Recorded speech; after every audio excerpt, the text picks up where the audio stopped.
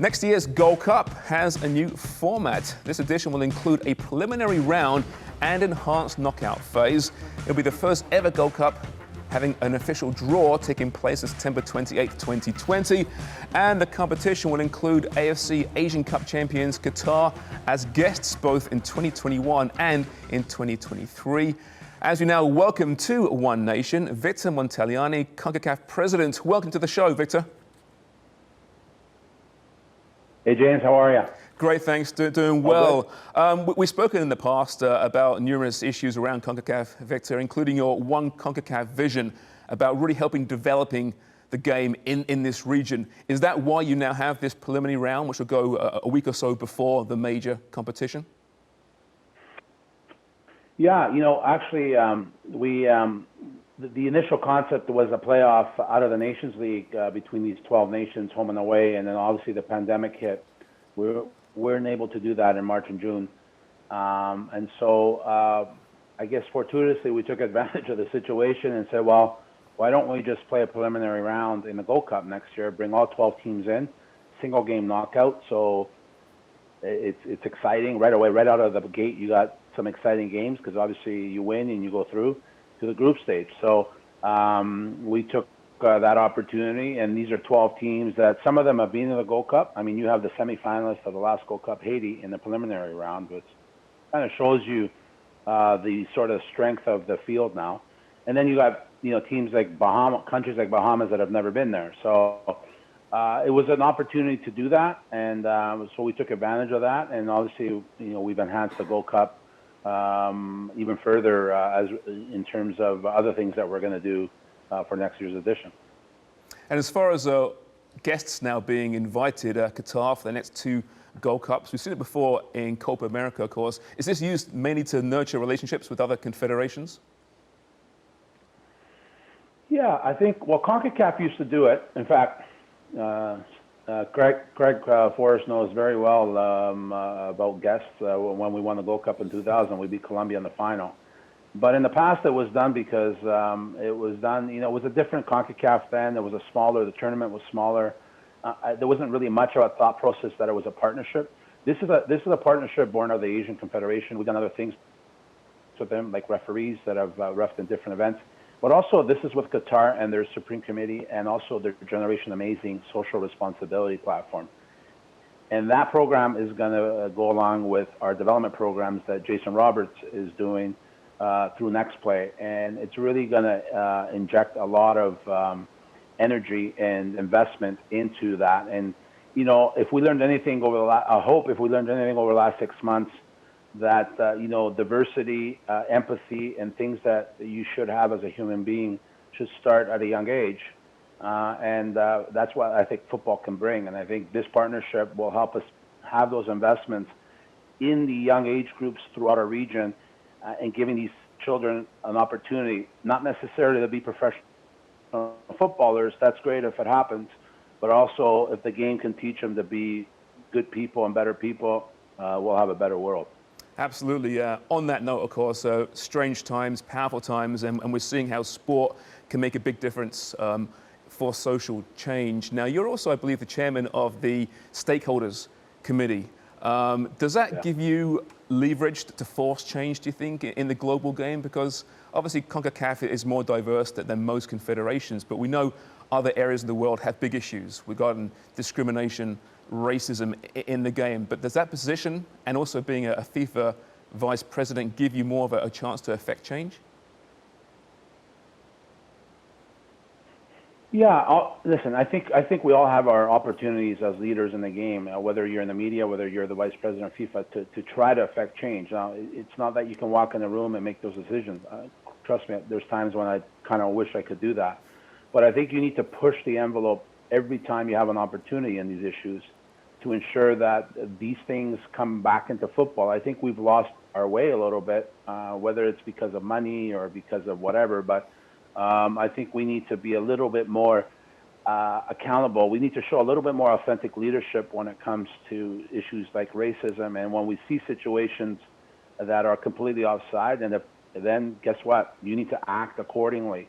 But it's not just acting accordingly from a punishment standpoint, you have to do it on the other end of it as well, and which means education, actually making decisions and giving people an opportunity, whether it's reviewing your HR practices. All those little things will lead to a better and more equitable game, quite frankly. Yeah, let's hope so. Obviously, as I mentioned, powerful times, and the game can affect those changes. Moving on now, World Cup qualifying. Obviously, the next round, the reformatted round, was set for next month, October. Any update on where we stand with that? Is it likely to go ahead, do you think? No, it's likely not to go ahead in October. I have a meeting at the end of this week with FIFA on this issue, for me to say that it likely will go ahead would be a lie. So it likely won't go ahead in October. We're actually looking at what even November would look like. And so round one, where Canada is starting, would start as early as November, but even likely next March. And so what we're talking about with FIFA is where would these dates that we lose, where would they go in the calendar in 21 and 22?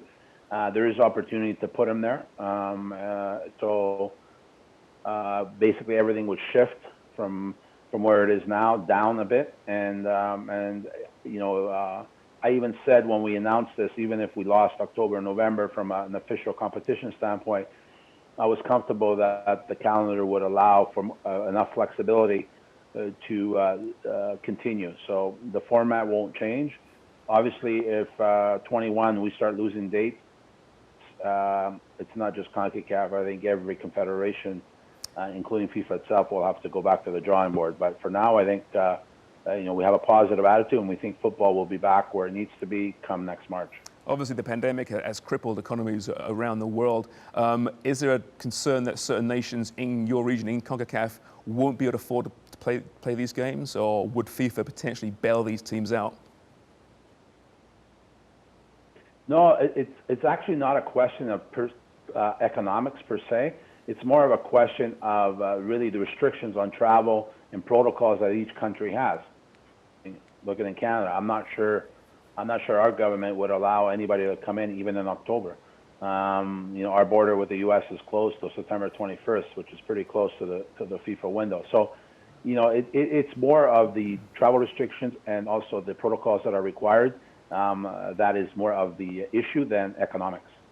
Okay. On a lighter note, obviously, as a Canadian, if you put your football fan hat on now for a moment, Alphonso, Davies, Kadeisha, Buchanan, of course, both winning the Champions League over the last week or so. Canada's making some real noise now on the world scene and certainly within this region as well. How imperative is it now to market these players, these names and these faces to grow the game in not just Canada, but in CONCACAF? Yeah. Alphonso who? Listen, I think it's a fantastic story, obviously. As you said, I mean, you had Keylor Navas, Costa Rica, in goal for PSG. You had Fonzie, obviously, for Bayern Munich. You had Kadeisha Buchanan. Actually, here's another story. The Renard, who scored the winning goal for Lyon, the center back that plays for France, she's actually from Martinique. So she's actually a CONCACAF player as well, although she plays for France. I think, and if you look at the players now that are playing at big clubs, the Pulisic and the Reinias of the world, all of this sort of, situation, I think it's great not only for the countries, like obviously for Canada with Alphonso, but also for the region. It kind of makes everybody pay attention. If I can tell you how my phone blew up after the Champions League from my peers in Asia, Africa, Europe, and I think the point is, unfortunately, and it's sadly, even after, it's not like we haven't had players, okay, maybe not at the Alphonso Davies level, but it's not like we haven't had players play in Europe before and have had good careers. But the reality is I always said, I remember one time I walked into the dressing room of our national team when I was a president, and I told the guys that, and it was before the Honduras World Cup qualifier that we won here at BC Place. And I said to them, and I brought my passport in the room, and they asked, the guys asked me to speak, and I said, really? It's not something a president normally does, but I said, okay. And I just said, this is the hardest passport in football to have. And this is something you need to change. And the only way you're going to change it is if you start winning these games like tonight, which we ended up winning. So I think that's one of the walls that has to be knocked down. This is where Alphonso the Alphonsos of the world can help, is making our passport not the most difficult passport to have in world football. Because the notion that some of, for instance, even as it related to Alphonso, I know of a president of a club that said, why would I look at this guy because he plays in Canada? And so those are things that have to be knocked down over and above the normal stuff. And I think that's going to help, and I think it'll raise the level of people looking at Concacaf and our nations in a light differently. And it's not just Alphonso. There's this Levon Bailey kid that plays at Bayer Leverkusen from Jamaica, another example. So they're everywhere. Obviously, Alphonso is at the top of the totem pole there. And I think that just changes the narrative for our confederation on the field, but more importantly, even off the field. Yeah, it's a great point. It's amazing how we just feel the pressures off the shoulders of being Canadian football fans, somewhat at least, and it's very much going in the right direction. Victor, it's been a long day, I know, for you, but thank you so much for joining us. Always a pleasure, James. Take care of yourself.